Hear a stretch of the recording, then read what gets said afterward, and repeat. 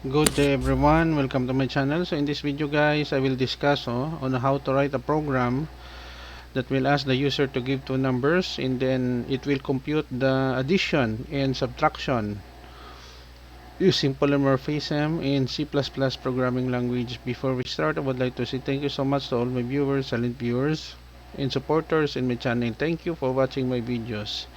If you are new with my channel and then you like this video, please hit the like button. Don't forget to share and please support my channel guys by clicking the subscribe button. So let's begin.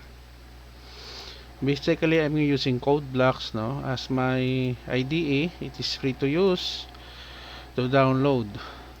So we have here shop include a stream for input output, and then I declare a class math operation public.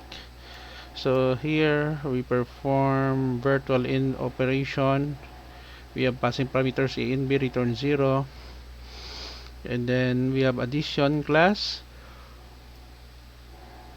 subtraction class that we use the polymorphism principles here public, and then the parameters override. So return plus a plus b in the addition, and then subtraction we have here a minus b. So int main, it is the starting point of every C++ program. Math operation, that is the class, and then we have here the operation null pointer. So we have here the two parameters, two variables num1 num2, and then operation character op. So title of our program, enter two number, and then we have here the operation using if else statement. If plus, it will perform addition here, the class.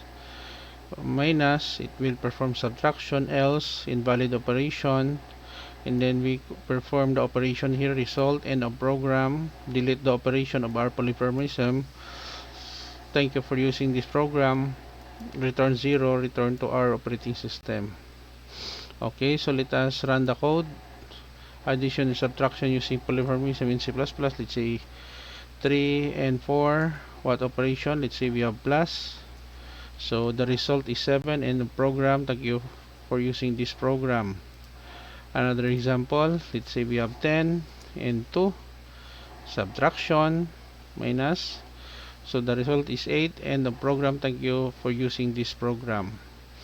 Okay guys, so this is the end of our tutorial video on addition and subtraction using polymorphism principle in object-oriented programming in C++.